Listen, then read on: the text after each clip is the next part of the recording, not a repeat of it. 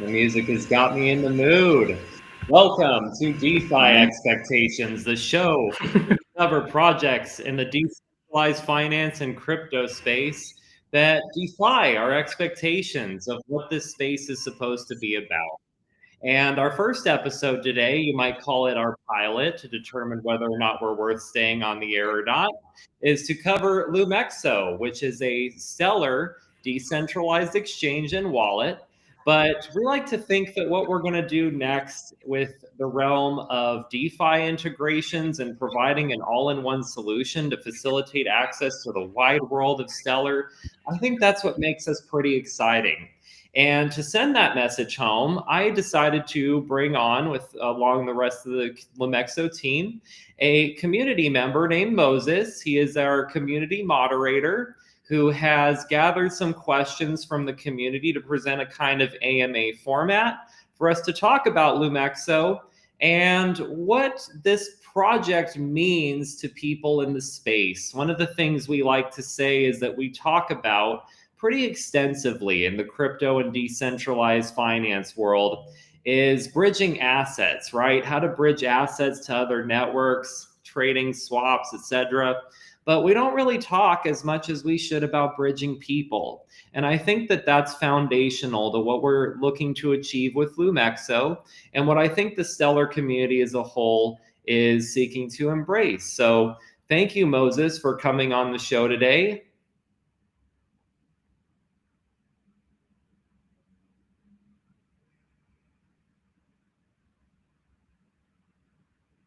How are you doing today, Moses?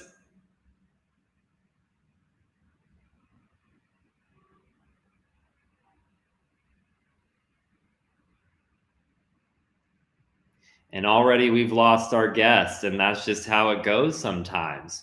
But that's okay. We'll give him a minute to get back in. And if he's able to get back in, we'll go for it. If not, I have the questions and I'll just talk to myself like a crazy person. We'll just keep it going. We're not even worried about it. I guess to give you a bit of an intro about what to me matters about this project, Lumexo, what makes it so special, particularly to me, is that I actually come from the Ethereum community, and I used to call myself a maximalist. And it's funny how much a person can change, because about 10 years ago, I was also liberal, and now I'm libertarian, so now classic liberal, right? But I remember one of the first things that appealed to me about Ethereum and actually turned me off from Bitcoin was this idea of proof of stake and it being somehow more energy efficient, right? And I didn't even want to explore Bitcoin. I just kind of looked at it like this immovable rock. I wasn't really sold on the digital gold idea. And I realized very quickly, once you have education about what this Bitcoin asset actually is, that it actually solves energy problems all around the globe, that they're starting to do things with Bitcoin that's actually really fantastic. Like, one of the things that excites me about it is how they're actually using it to solve energy in places like Africa. Imagine you have a waterfall in some location where there is no local community, okay? There wouldn't typically be a reason to build the infrastructure to try to harness that hydro energy to provide for a local community. And even if you could, you'd have to transport the output some way. How the hell do you do that? Well, with Bitcoin, you can. You could actually set up a mining rig there, and you could actually harness this energy to essentially produce Bitcoin. And then you could actually export that Bitcoin to a location and create a community there. And it could basically grow iteratively based on infrastructure once you're getting the community started, and people once the community is in place, which is pretty fantastic to me, because if you had told me back in the days when I was a Bernie Sanders socialist that we could solve these types of economic inequality problems with free market principles, my God, it would have blown my freaking head off.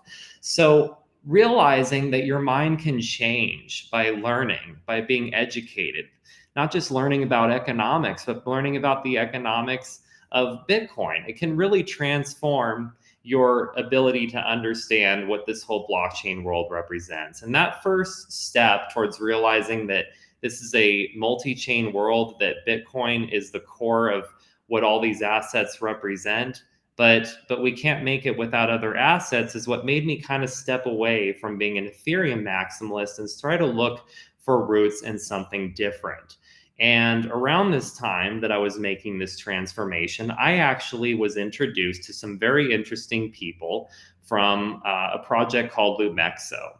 Now, Lumexo is focused on the Stellar network, right? And I had heard some things about Stellar and the ease of transacting with Stellar, but in the same way that I was kind of turned off initially from Bitcoin because of my beliefs about Ethereum and how it enabled smart contracts and was more green because of proof of stake.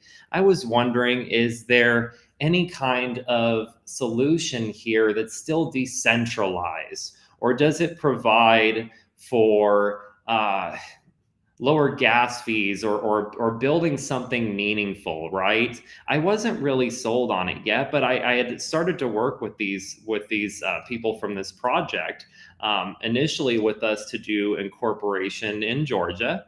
And because if you know a little bit about Georgia, you know that it's actually a great country, sorry, for starting a crypto entity because of the free market principles by which they live by and how they have very much embraced crypto.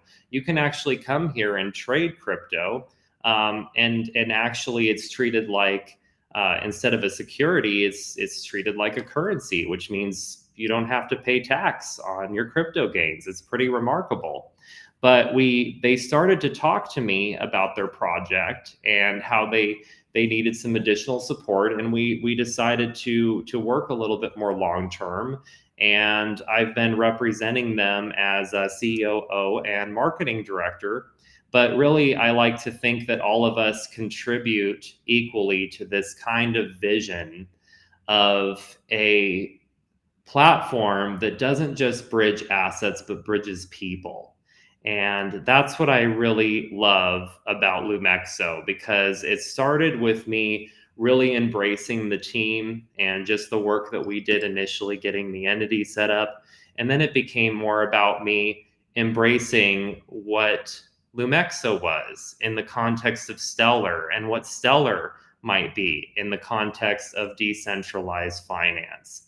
So that's kind of what I wanted to talk about today, is how I went from becoming an Ethereum maximalist to coming to support this project, Lumexo, on Stellar, and no longer being a person who is tribal, who is stuck in the mindset that things only have to be one way, that no other chain is decentralized enough to provide these kind of solutions that we're all seeking in the crypto and decentralized finance space. And anybody who might be coming to this space, whether it's from Bitcoin, whether it might be from Ethereum communities, maybe you're somebody who is tribal like me as well. Maybe you had that promise of decentralized finance 3,000 years ago, back in 2020 when we had DeFi summer and we were paying like $50 gas fees to transact on Ethereum. And that was on the low end, right? Some of the gas fees we were paying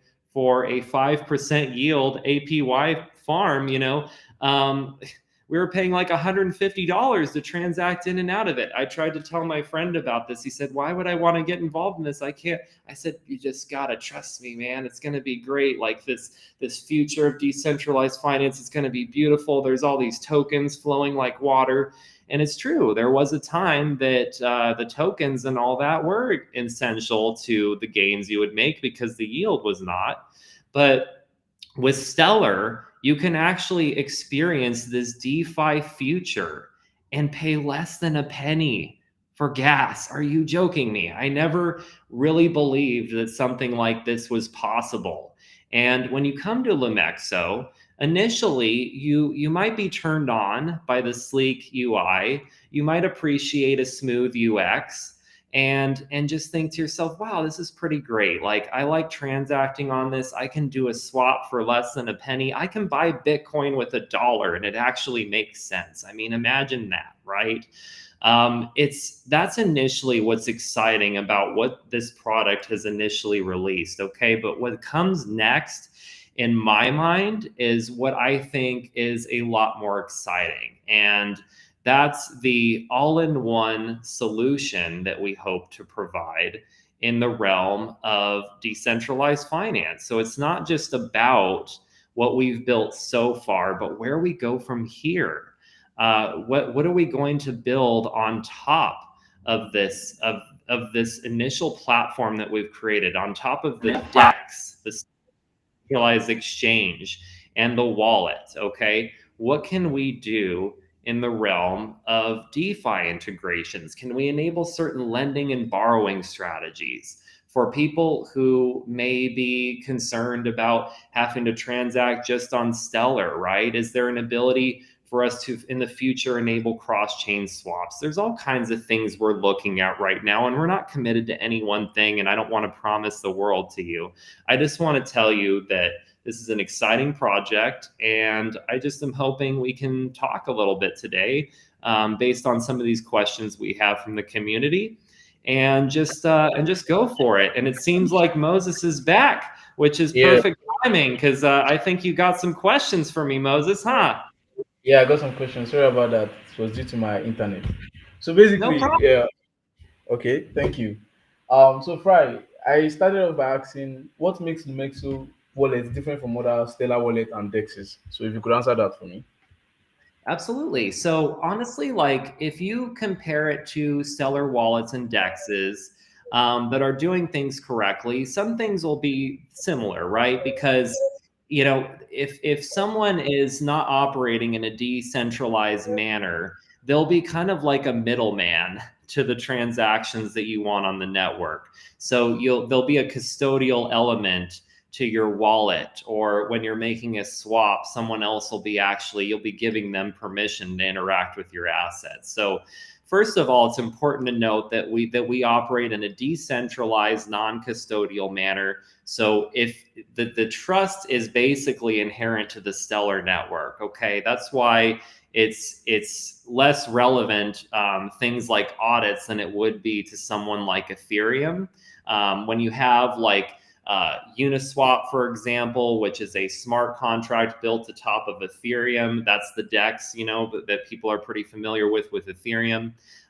You kind of come to expect that all these checks are necessary to make sure your smart contract is working. But the DEX and the wallet are inherent to Stellar.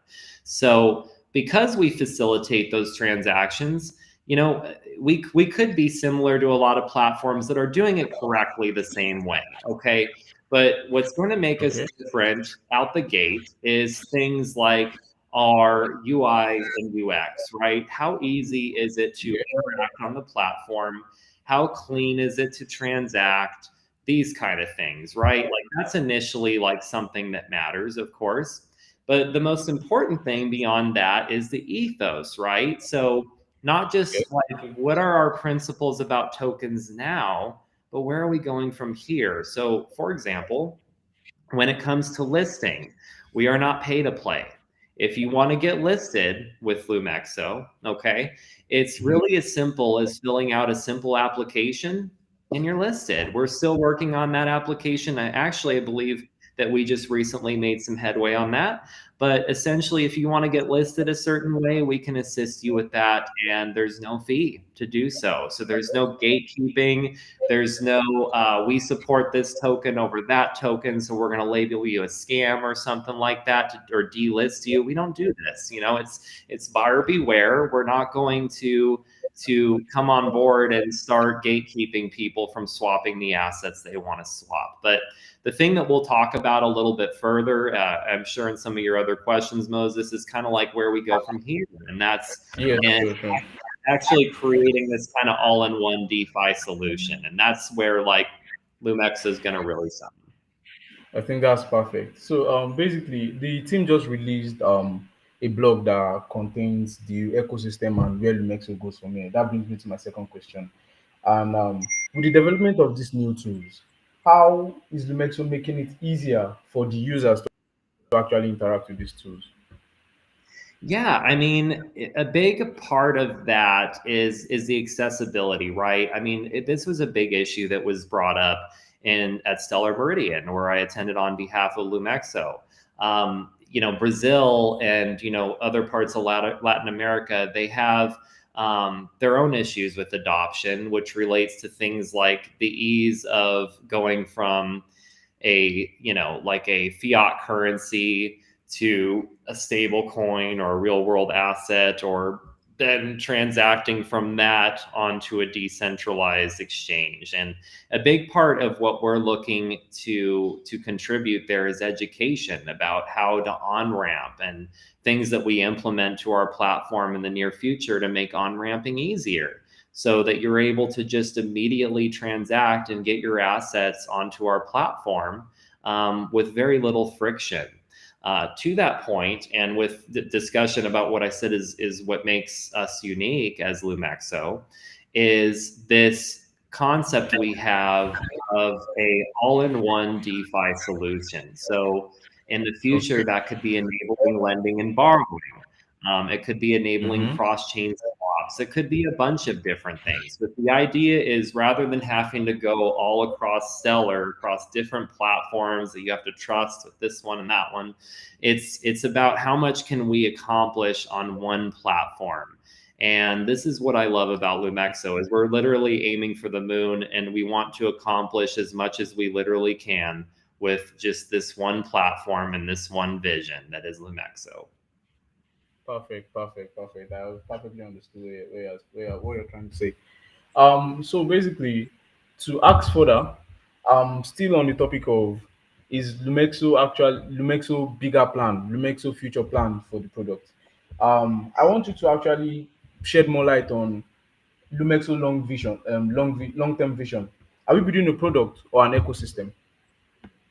Sure. So, I mean, the long term vision for Lumexo is an ecosystem. You know what I mean? It's how we connect all these different moving parts of Stellar and make it accessible to a user who maybe hasn't transacted on blockchain before.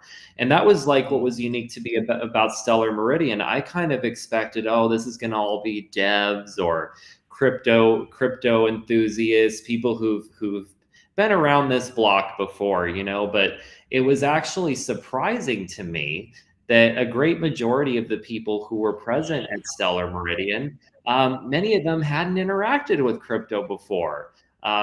There was a woman I met whose company was actually focused on making crypto and decentralized finance products like Lumexo actually more accessible to women, for example, or even just other users who maybe have been kind of excluded from the traditional kind of crypto bro culture that's kind of been created by all across chains. You know what I mean? It's not really a problem that just exists on any one chain. And you see this even with marketing, when you're trying to decide like how to target your demographics for different types of ad campaigns. And sometimes it's like, Yeah. am I going after this type of market because I think that's what's going to embrace crypto, right?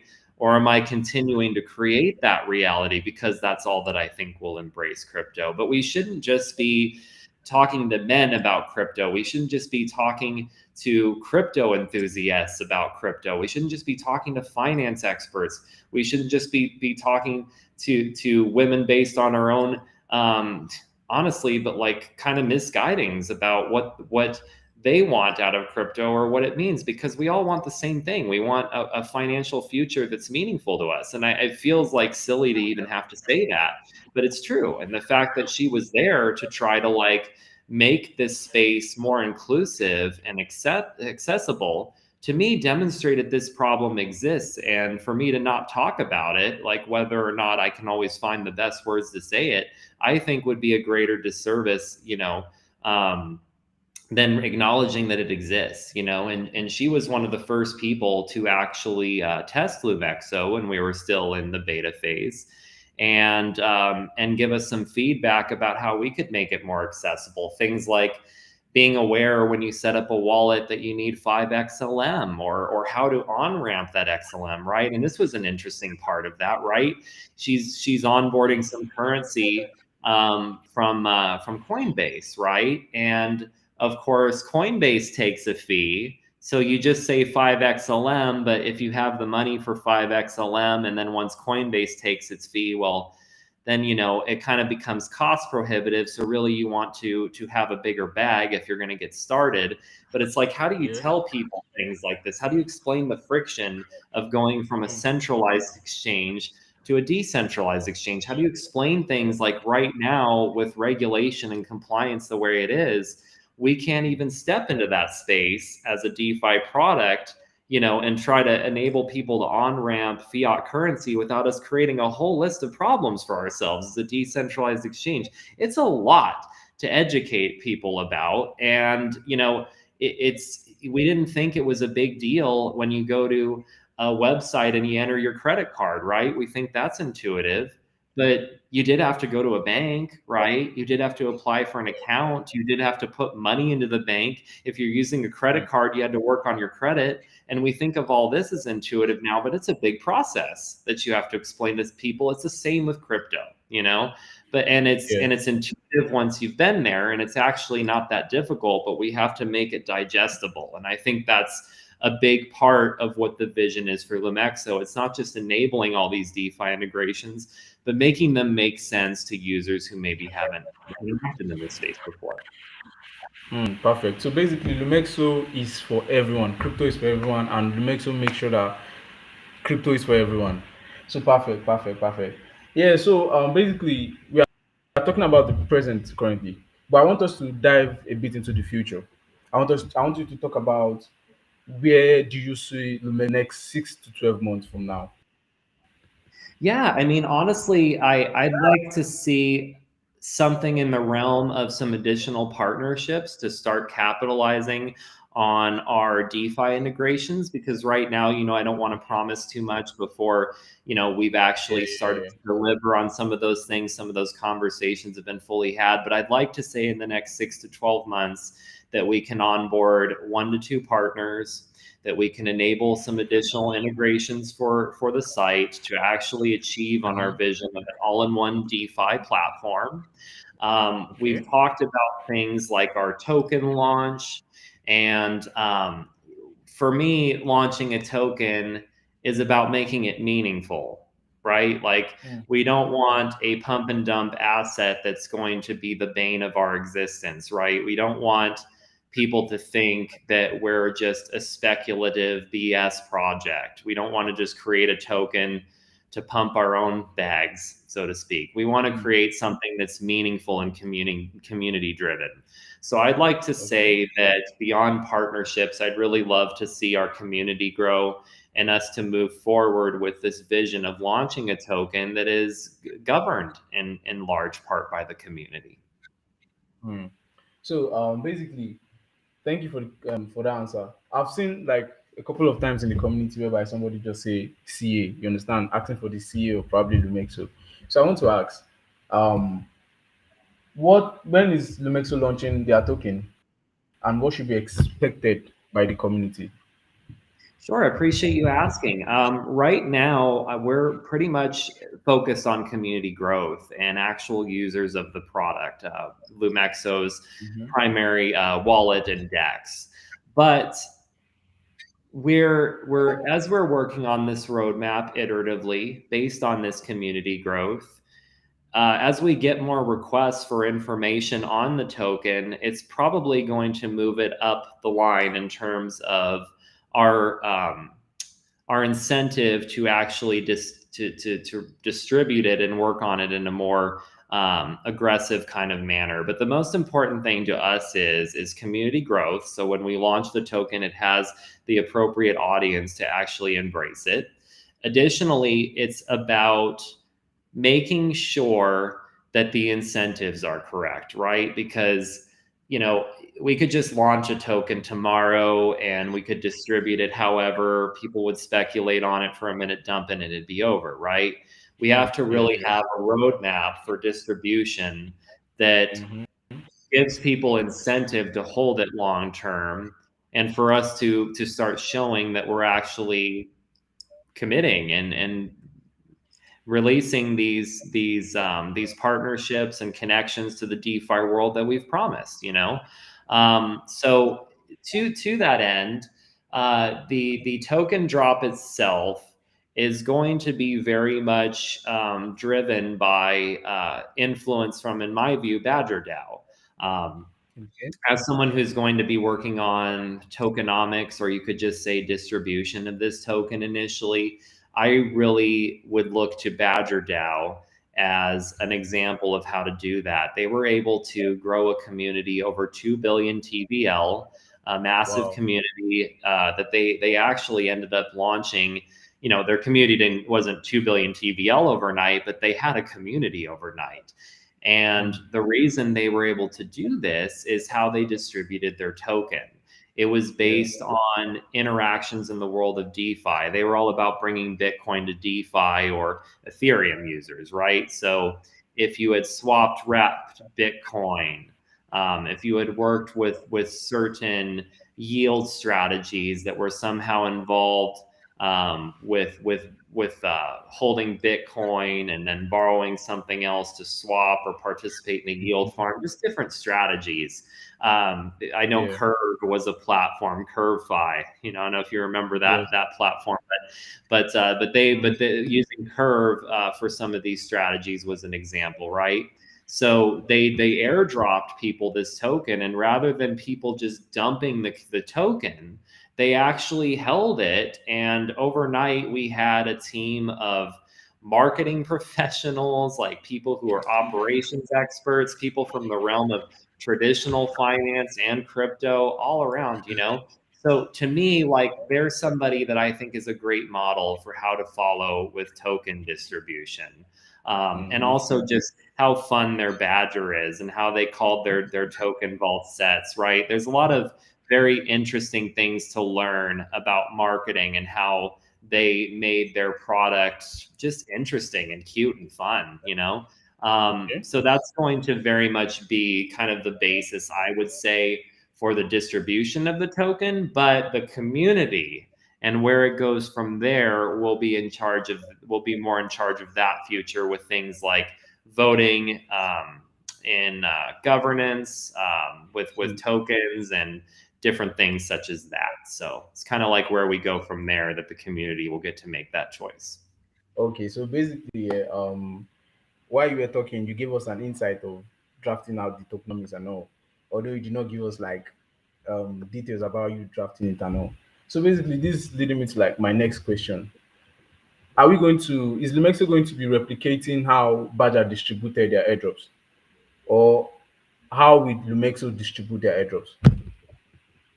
I mean, we'll be emulating some things based on user behavior, but we'll also be kind of building it ourselves based on our own incentive structure and what's relevant to Stellar. You know, it could be things like, have they swapped on another platform or provided liquidity, or our own platform? Mm. And you know, when you think about incentives, you have to kind of look at different elements, right? I mean, and it's hard because, you know, all of our users are valuable, right? But you have to think, Yeah. like, who do we think is going to hold a token long term? Mm. Obviously, we want to incentivize traders who swap frequently, right? But does it make sense to provide a greater airdrop or distribution to people who provide liquidity, right? If Mm. someone actually provides liquidity, aren't they kind of more invested long term in the growth of Stellar and this network that we're a part of? So that's something to really consider, right? Yes. So that's kind of like what I would say is that's kind of how initially we're kind of looking at doing the distribution. But Mm. once we have the distribution, and maybe there's token initiatives that people want to vote on with improvement proposals, right? This is where the community kind of takes charge of, okay, I have this token, where do we go from here? Do Mm. we do we leverage some of the token assets to fund marketing? Do we as a community use the tokens? Are the tokens going to be given as a reward for swaps or providing liquidity? You know, all these different things we can Yeah. provide Yeah. kind of an idea of where we can head, but the community is going to help us solidify that vision. They have to be Mm. involved in the project and involved in the token, or they have no incentive to hold because they're not a part of it, you know? So So thank you very much. That is this is like giving us a hint on how to actually position for Lumexo future drops. And also I want to ask, will the token actually power anything on Lumexo? Will the token be used particularly for like utility of Lumexo? At this particular time, we're not really looking to token gate anything. So what I mean by that is the whole purpose of what Lumexo is about free markets. It starts with things like the fact that we're not charging people to be listed. We're Mm, not going to unlist somebody because we want to just arbitrarily call them a scam, not give them some kind of way to communicate with us that they're not, or provide evidence that they're not and they're legitimate. We delist them and make them go through all these hoops because really we have our own interests, right? And we don't want to support them. That's yeah. not what we're about. We are about a free, open ecosystem where you can come to Lumexo and you can swap Bitcoin for as little as $1. I mean, we don't want any aspect of Lumexo to be uninclusive, to be inaccessible to a Yeah. user just strictly based on their income level. And I think requiring someone to hold a token, especially if the token really does pump in value and they have to hold a certain number of tokens just to get access to a swap, I don't think that's at all in line with what we're trying to do. What we might do, okay, to incentivize users to hold the token, maybe you have to hold 500 of the Lumexo token to get access to a token gated area of the Discord. This isn't Mm, solidified yet. It's an idea, right? yeah, yeah, This yeah. this could be something we could do because yeah, you get more access to information if you have the token, and Mm, or maybe um, certain discussions around, it could be a whale room or something where people speculate on the price of the token or certain yeah. assets that are tradable on Stellar. These Mm, things are all possible, but it's all like speculative at this point. I'm just kind of giving you an idea of where our vision aligns and where it does not. And at this time, the idea of gating actual access to our app is not really something that we're approaching. perfect, perfect. You once more tell us that Lumexo is basically for everyone, and everyone has access to Lumexo. Um, so basically, I've seen a lot of questions in the community whereby people are asking, is Lumexo going to support multiple chains later in the future? So I need you to actually like shed more light to that. Is Lumexo actually planning on um, supporting different chains currently, or is it in their future plans, or is it their current plans? Sure. So, I mean, inherently, the wallet and the DEX are inherent to Stellar. They're not EVM compatible. So it's not like the wallet is ever intended to hold multiple assets or anything like that. But what we are interested in is making this project accessible to users who might be on other chains, which could start with enabling things like cross-chain swaps. This is something we're exploring. We don't have anything perfectly solidified yet, but it is something that we are looking at because in my view, if we want to operate in a space where we believe in free markets, where we support people to trade assets and swap the way that they want to, I think we have to also acknowledge that we live in a multi-chain world. So being able to facilitate access to other assets on other chains, it is something we are looking at currently. Perfect, perfect. Because personally, I'm a multi-chain maxi, and also I'm asking the question on behalf of like the rest of the community members that are all multi-chain maxi and would like to get involved with Lumexo and Stellar in general. So basically, this brings me to my next question. Privacy is a very very core concept in cryptocurrency and blockchain in general. So how is Lumexo planning on approaching privacy? Sure. So we actually did a blog about this recently, and it's actually based on something that Stellar's been talking about with regards to CTT, which is basically confidential transactions. And I'll actually quote the blog here. But Stellar has begun Mm, outlining a strategy to bring real world privacy to a payments first blockchain without abandoning transparency or compliance. The foundation's latest messaging frames Stellar as a proving ground for configurable privacy tools, including work on confidential tokens and private payments that are opt-in and compliance ready. You can actually see this blog and many others on Yeah. blog.lumexo.io. And it's pretty great because we also talk about things like ERC 3643, which is the Ethereum standard that's come to Stellar Mm. to enable Yes, facilitating yes. transactions and swaps of real world assets.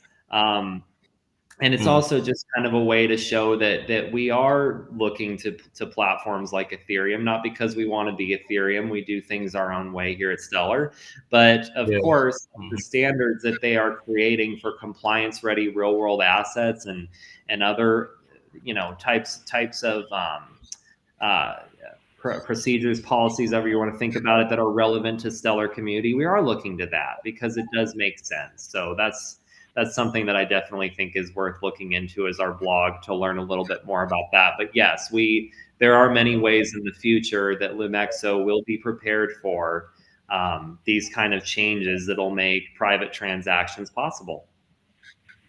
Wow, thank you very much. So basically, you just talked about reward asset, and I want us to actually visit the topic reward asset in relating to the questions that the community members asked. Um, you mentioned earlier that you just recently came back from Berlin, basically.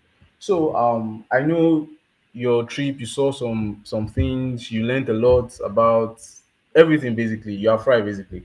So I would like to ask, what did you learn on that trip? And how does the trip relate to Lumexo mission? Absolutely. I honestly love to tie things, even if they're unrelated, back to the overall mission and soul journey that I'm on, that I think we're all on as part of this incredible, fantastic world and life that we get to live. And I think how we deal with money and the thoughts that we have about government are very integral to that. And Yeah. we talk about, I mentioned this at the beginning of the show, bridging assets, but do we talk enough about bridging people? Because being able to bridge people is what enables you to grow a community, which in turn is what gives you a platform that's going to last for the ages. It's what Yeah. turns a simple DEX that could come and go overnight into something that becomes synonymous with trading on that platform. And what I loved about Berlin is just seeing that there are a lot of things that are different, right? I mean, the language could be different. There's people who speak English, but their native language is obviously different. You've got people who speak German, but you've also got people who are there and who are Turkish. You've got all kinds of individuals who come together to create this beautiful. I visited Berlin in Germany, and it's just a beautiful city.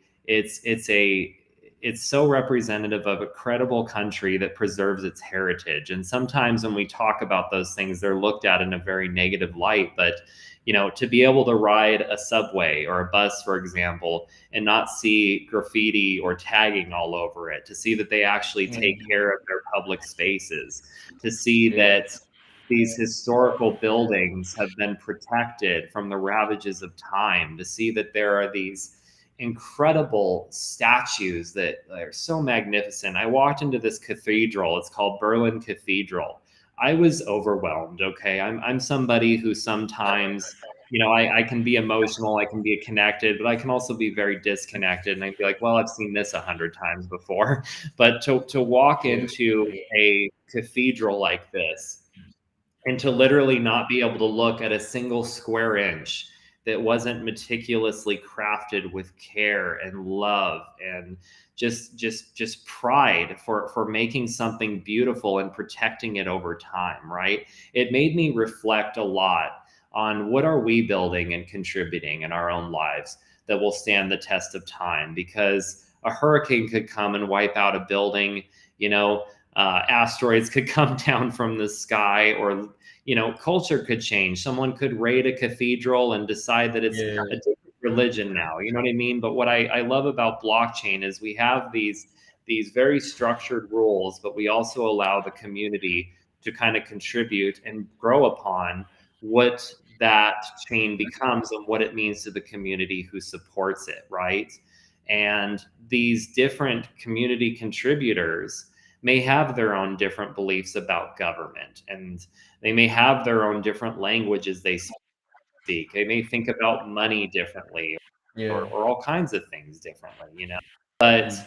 what are we doing to ensure that we connect with people across different languages, belief structures, cultures to contribute positively to a space that is meaningful? And Mm. that to me is kind of like my takeaway, that is the most important mission. It's not about pumping your bags. It's not about just trying to be some kind of celebrity or just make some kind of name for yourself. You know what I mean? It's about contributing something meaningful in the space that people are going to be proud of, that it's going to last the test of time. And there's nothing more private to a person than where they keep their money and where they trust their assets. And there's so much that Stellar is doing to not just expand beyond, I guess, digital money or cryptocurrency, whatever people want to think about, but real world assets as well. And that's what I really loved about that trip, is the reminder that we're building something bigger that's meant to house not just, structure, like a physical structure. This is like a digital structure that's supported by all of us in a decentralized manner. And we have to be very conscious of the future that we're creating.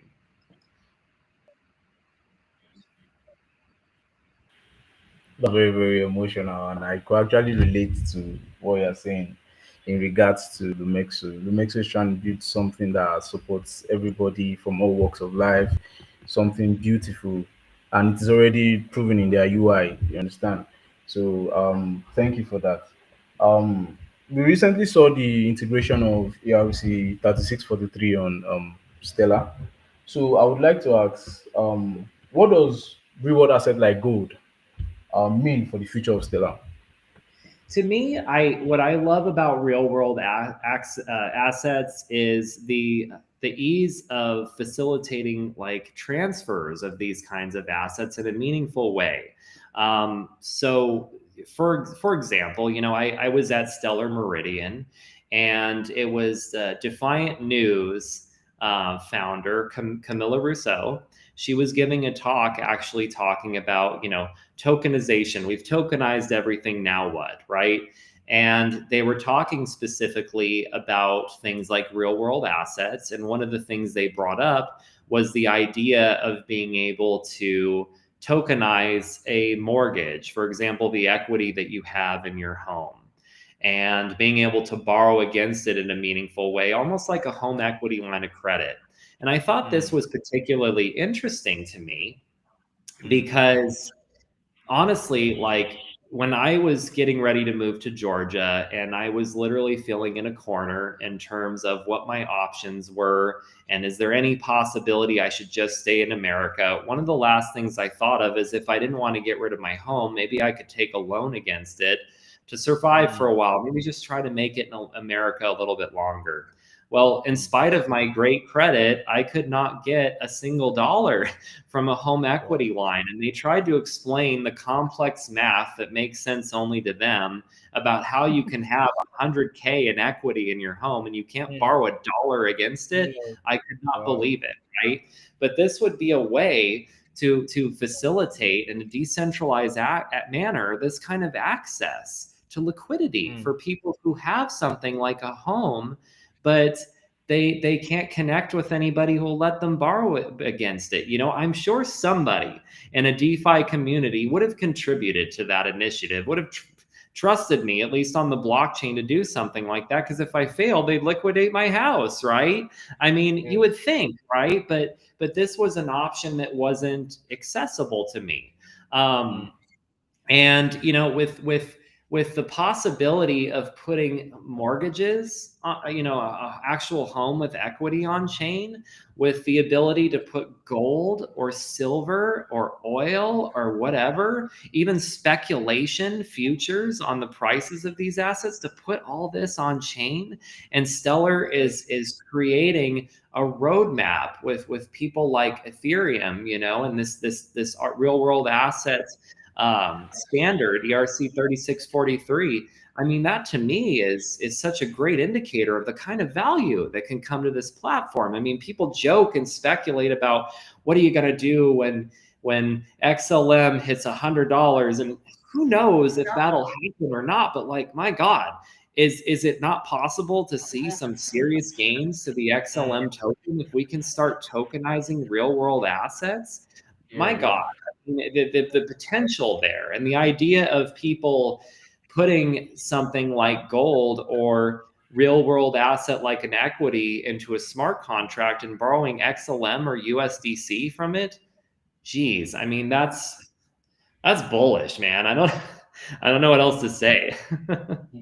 So, thank you.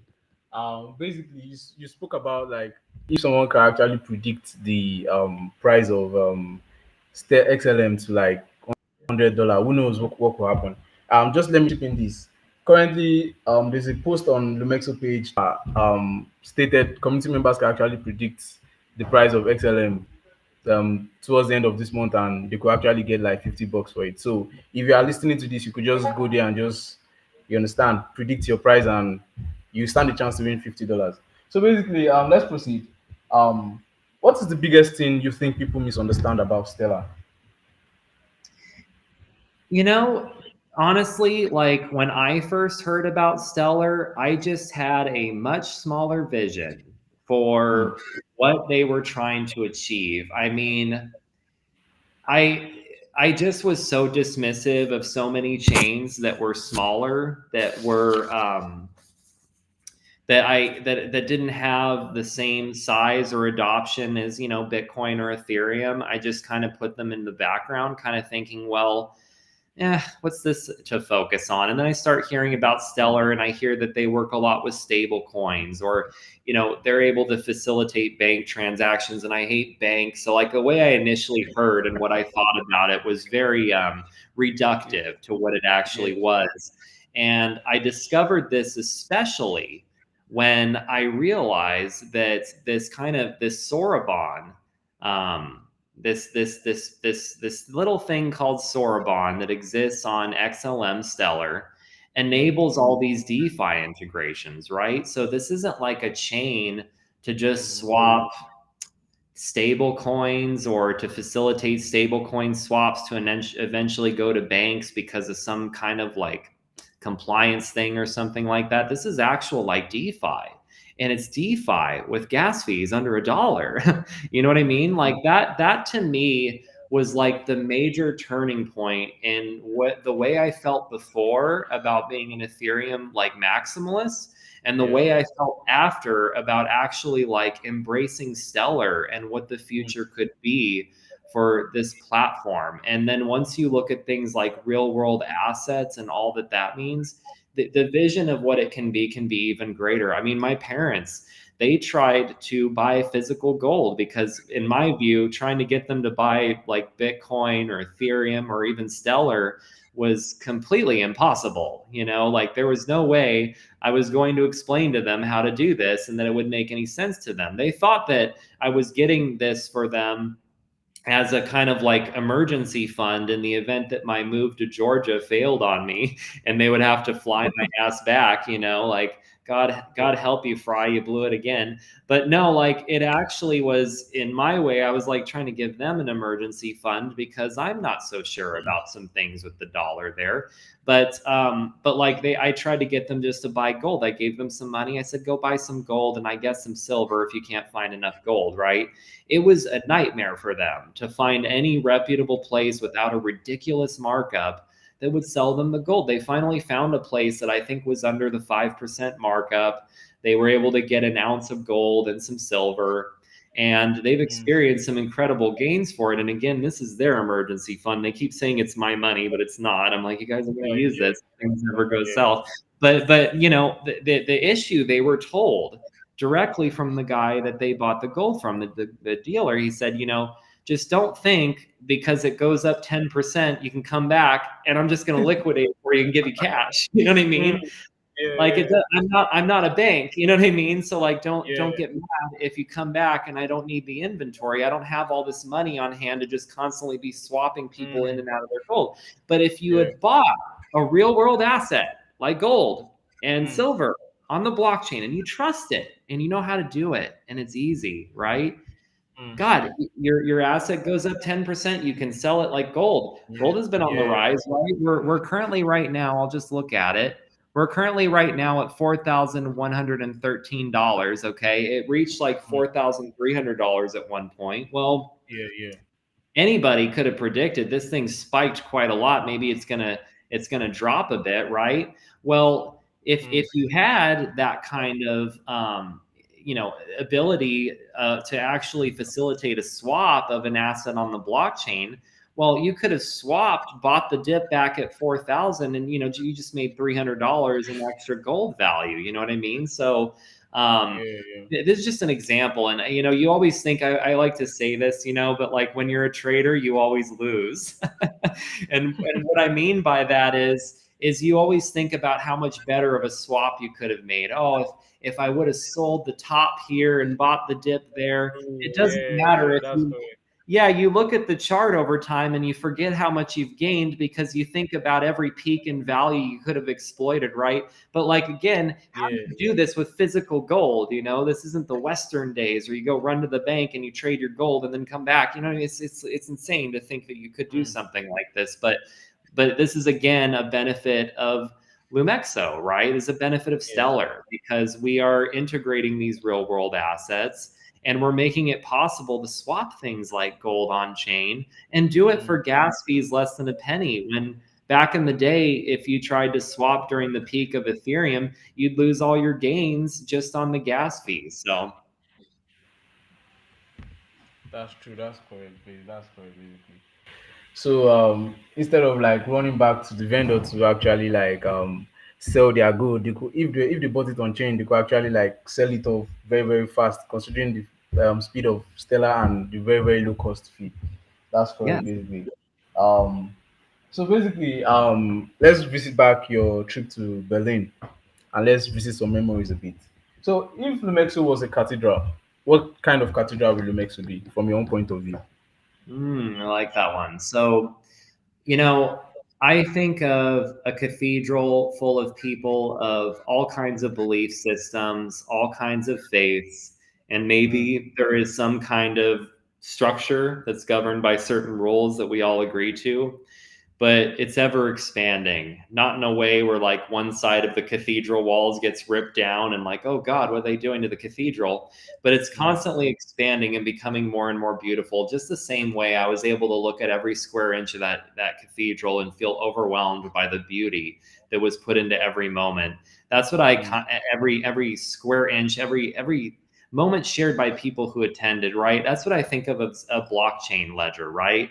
These are mm, people swapping back and forth for different reasons, some making huge gains, some making huge losses, but they're having trust in a platform to facilitate that. And that's what I kind of would think of as what I think of Stellar being and Lumexo, its position in it, especially mm, with the DeFi integrations, right? Because we have rules upon which we follow, being a blockchain based application that's built on Stellar, being mm, Lumexo. But with the DeFi integrations, we get to enable people to have the kind of experience they want. You could literally say, I just want to swap in and out of XLM and stable coins. yeah, I think yeah, XLM just had some major growth. I think it's going to top off here. I'm going to swap to a stable coin. Okay, it dipped. I want to buy back. And we can do simple things like mm, that, right? mm, You could also say, I want to actually, in the future with certain integrations, you could say, I want to stake a large quantity of XLM mm, and I want to borrow a stable coin so that I can swap in and out of Bitcoin or do other things. Like we talked about as well, it could be a future where you actually have a tokenized asset like a mortgage or equity in your house and you're able to borrow against it and do different types of things as well, or swapping cross chain if we enable something like that in the future with mm, different market makers. There's to me, it is a cathedral that is continually growing and not just developed with us as being the architects, us mm, as in Lumexo, but the community, who is Lumexo as well, with things like G Lumexo. You know what I mean? That I see you Yeah, posting all the time, yeah, Moses. It's the idea that we are one community, that we are building this together, and it's really incredible because we can actually build a cathedral together, much like this one on yeah, blockchain. yeah, If we all yes. tried to be builders in the real physical space, I think our cathedral might look like shit, and some of us aren't very suited to building, but no, there's all kinds of room for all kinds of builders in blockchain. This is true for Stellar. This is true for Lumexo. We're looking to grow our community and build this big, beautiful cathedral together.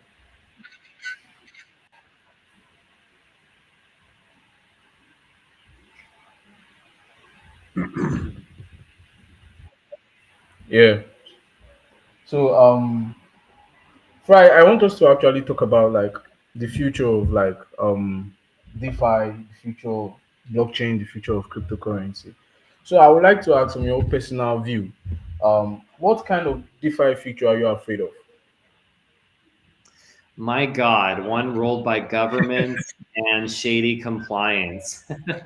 you Mm, know, um, I I think what's really interesting is if you I've always been an omnist. I believe in like, and I'll explain why this is relevant in a minute. I believe that there's truth in all kinds of religion.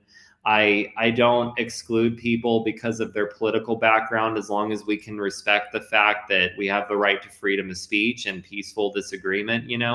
I can have mm, conversations with people about anything, but something you notice with people who are zealots, people who are like locked into very rigid belief structures, and you don't just see this in religion, but you see it in finance, okay? Especially with mm, centralized institutions, okay? I tried to have a debate with my very rigid.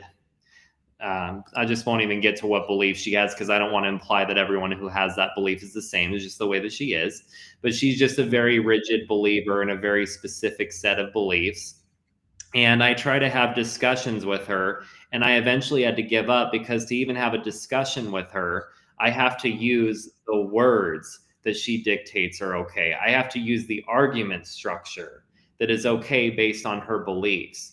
I can't share a meme with her, even if it's supporting her belief system, because the meme is against God. You know what I mean? Even though we're in a new time and we should be able to use different ways of communicating information to people to express a mm, point. Okay. Now I'm going to bring this back to traditional finance. They do the same shit to us, these people who are trying to get us to play by their rules. A great example, we were talking about this Binance liquidity layer the other day. And this idea came around of basically creating a liquidity layer of what are called safe tokens or clean tokens. Okay. mm. And it made me sick just hearing this because I said, what is a clean token, right? It's Yeah. basically whatever is compliant friendly, whatever they can say is, oh, it hasn't been used in a dirty crypto transaction, blah, blah, blah, blah. Maybe Mm, it's KYC'd all the way through. It has nothing to do with whether or not you did anything negative with it, but do we know who it came from? Or what about their privacy doesn't matter because the assumption is they're guilty if they want to be private, right? And let's yeah. look at it another way. This standard of what a clean token is being created by one of the dirtiest institutions around, the central Mm, banking system. Okay, and I'm not just talking about America, I'm talking about globally. All these people who print money out of thin air and then try to tell us that our system is corrupt or unclean. That to me is disgusting because for us to even play ball, we have to use these terms and accept as true things that are bullshit. I'm sorry, but when you print money out of thin air, okay, and you're involved in financial crime every day by literally forcing people to play by rules that are unfair, where every dollar lent to the public is owed mm, back at a debt that can never be repaid. When you use people's money, taxpayer money, as your own piggy bank, and you constantly go into debt and still have a AAA rating when you could literally fund an entire military off the mm, US debt crisis, are you shitting me that you even have any fucking right to tell us what's a clean token and what's not? The mm, future I fear is us caving bending to the knee to these son of a bitches. And pardon me Mm. for being frank about this and speaking this way, but I don't like them. I'm against them. And while I'm all about compliance and being ethical, I am not about bending the knee to people who are not ethical. And I just hope that in this future that is coming, that I fear will be one of surveillance and regulation that is not in our best interest. I Mm. only fear that we as a community do not stand up to them. Wow, that's very very correct actually. Because to add this also, do you ever think we'll get to a point whereby this your thought or this your fear eventually happens? Do you ever think we'll get to that point? I think we could if we don't stand up. And individuals matter, right? I mean, if Mm. you know anything about my ANCAP libertarian beliefs, I mean, I'm supposed to reject collectivism, right? I'm supposed to support the individual, okay? But Yeah. it's because I believe in free markets. It's because I believe that we're able to contribute to something better than ourselves, something bigger than ourselves, when we, with our own decision making, with our own freedom and autonomy, we decide to participate in a community, for example. We can become something greater than ourselves, not because we're forced to by government to pay into a tax system that doesn't represent us or Mm. to an infrastructure that doesn't support our needs. But when we choose so willingly to do so, we can do something greater than ourselves. So, yes, I do embrace the individual, but I also talk about Fry as a they them, not because I'm some kind of obsessive person about pronouns. It's about the fact that I Yeah. don't want be focused on me. I want them to be focused on what we're doing. Who cares what I Mm. look like? This is why I was Tom Ripley for the longest time, right? But it, it made sense to me to start putting my face in front of people because I almost died recently, and I wouldn't Mm. even come in front of a space to even like show my face because I didn't want to. And now I Yeah. want to because I have something to say, and I want people to know that like what we're building is important. Okay, and Yeah. we have to be individuals. We have to respect our individuality and our freedom. Okay, that's so Mm. important. But it's also very important that we decide with intention the communities we choose to support. That's the most important thing in the world. And Yeah. if you have the right to impact your local government around any issue involving crypto or even human rights issues, your own ability to be free. Participate because if you don't, someone else will. Do what you Mm. can, make a difference. And if you can't make a difference for your community, make a difference for yourself. That's why I moved. That's why I'm here. I realized being a global citizen, I could do more for the space of decentralized finance than I could being locked somewhere in America, dealing with inflation, dealing with the fact that even if I owned my house outright, maybe my HOA would be too high for me to pay one day, or maybe I'd go to buy milk and it'd be $100. Like it's scary because we think about things like that as ridiculous. But if you told someone 20 years ago that we'd be paying for fast food what we're paying now, that basic essentials like gas would cost as much as they do, I think you'd think that that person was crazy if they went back in time and Yeah. told you. But the pot's being Mm. turned up, the heat's being turned up, and we're being cooked alive. And yeah, what basically I fear and how this reality could come about is people just sitting in the pot and thinking that someone's going to come save them. And Mm. that isn't a godless belief. I believe God or this higher power is in all of us, and we need to rise up and stand up for the things that we believe in, or we're never going to save ourselves from what's coming. So basically, you have the opinion that leave decentralization the way it's supposed to be or the way it is designed to be. And when anybody comes to actually tell us how to do our thing here, we should actually stand up to it and be like, no, this is what we want to do. This is how it is meant to be. This is how it is designed to be. Perfect. Thank you Correct. for that. Yeah. Correct. Yeah, we need to embrace privacy, and it's just like with things like Tornado Cash. There's going to be bad actors in any space who use something meant for privacy for bad, and they will only point to those bad actors. But people deserve privacy. I think privacy is an inherent right, and I Yes. loved hearing that CTT is coming to Stellar because I think the ability to have private transactions even on a blockchain is important, and we cannot let things like those rights get away from us. Yeah, yeah. Thank you very much. Thank you very much. Of Um, course. I think Um, basically those are uh-huh. okay. I Those was are the just going to say questions at this point, from you yeah, guys. I've got some questions to ask of you. Just a Okay. few. Yeah, I'm going to Okay, put you let's on go. the spot now, Moses. How does it feel? All right. All right. I don't know. I'm just trying to like feel comfortable here, but let's go. Let's go. All right, all right. Let's put you in the hot seat. Okay, so All right. Moses, what Hmm. surprised you most about building on Stellar versus Ethereum or any other chain that you're commonly familiar with working on? Okay. So basically, during the podcast, I mentioned that myself, I like to explore different chains and see what they are made of or what they are doing on that chain. And now let's focus more on the question, which is Stellar versus Ethereum. Compared to the way Ethereum is being seen and compared to the way Stellar is being seen, I would say one thing that has played like a major role in the way they are being viewed is popularity. Definitely, Ethereum is regarded as the mother of DeFi. Yes, the birthplace of DeFi. We do not dispute that fact.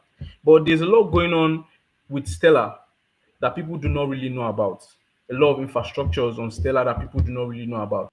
From the outer world, Stellar is being viewed as like a payment platform, a global payment platform, and that's just it. It is actually more than that. With the integration of the Soroban codes and the Soroban contract, that you can build DeFi tools and the likes on Stellar. Now, let's talk about what surprised me more about Stellar. Compared to Ethereum, we, it's very, very popular for its high fees, regardless of the fact they say they just made some amendments to how the fees is. I made a couple of transactions on Stellar. The speed at which it was executed was very, very marveling compared to Ethereum. And I did not spend up to a cent for gas fee. So imagine if people actually adopt this. I don't think probably maybe it will be on a very, very competitive level with Ethereum, basically due to the infrastructures that are being placed on Stellar. Stellar can support basically DeFi apps, whatever you want to do on Stellar. And it is very, very cost effective and low in cost and very, very, very, very, the speed is marvelous, basically. You understand? So I think people actually need to pivot a bit or reduce their attention a bit or just come check out what Stella is actually doing. And now I'm basically a follower here. Like I'm here basically. I moved from like other channel and now I'm like a follower here basically. Yeah, I agree with you 100%. And I mean, like for me personally, like being a tribalist on Ethereum and then seeing like the difference to actually like transact on Stellar, it's pretty Mm, incredible. I recently yeah. made the decision with my developer to migrate our ticketing application Cheers Finance to Stellar because honestly, Mm, like we were thinking to ourselves, if we really want to compete with Ticketmaster and create a good user experience for individuals who are just trying to buy tickets, and sell tickets as an event host, we have to really make the user experience seamless. And frankly, like mm, the idea of signing transactions, praying that it works, like maybe a yeah. minute or two later that you actually receive your ticket and all that, it just seems to make more sense to actually Mm, transact on a platform that's actually geared for smooth swaps and has such low gas fees. It's one thing to tell somebody, well, we don't have any transaction fees like you would with Ticketmaster. We're not going to upsell the ticket 50% or something like that. If you pay $50 USDC, which is your stable coin, you're going to pay $50 for the ticket. There's no real inherent difference there. yeah. But you do have gas, right, with Ethereum. Well, how much is gas? Well, bro, it depends on the network congestion and all these other Yeah, factors. exactly. Suddenly you see their brains turn off and they're like, oh, and it doesn't matter. if even like with the gas fee, it's less than Ticketmaster, it's still a harder sell because I can't tell you how much gas you're going to need. But once we go on Stellar, I could literally be like, I'll tell you what, man, Yeah, you just buy stable coins, USDC, and you buy XLM, $5 in XLM, and you're done. That's it. that's what. Yeah, Because you're basically. going to be Yeah. able to buy tickets less than a penny for Yes.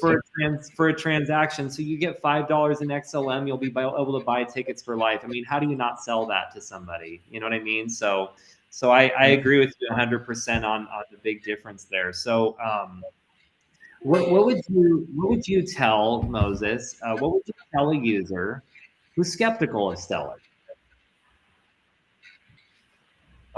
Basically, people from all walks of life. Okay, let's say like this. From the outside view, Stellar is being viewed as like only made for payment rails and is only made for stable coins and the likes and for reward assets and everything. But I think Stellar is beyond that. A lot of people do not know that there are meme coins on Stellar. That's to show you how um eco-friendly Stellar is.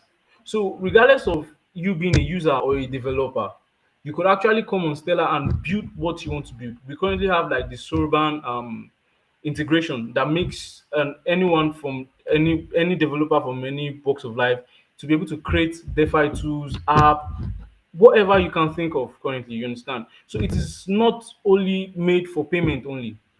Stellar is now made for everybody. I agree. I love that. And that's like a big transition for me too, is this idea that that Stellar is only supposed to be for a niche market, but that it's actually for everybody, that all these different integrations are going to make it completely approachable for pretty much anybody from any walk of life. But yeah, and I would say, I mean, my last question I was going to ask from Moses, but I think he's just dropped off, and I'll just kind of answer it ourselves. Is I think that would be the biggest bottleneck that we have as the Stellar community, and of course with Lumexo inheriting this change.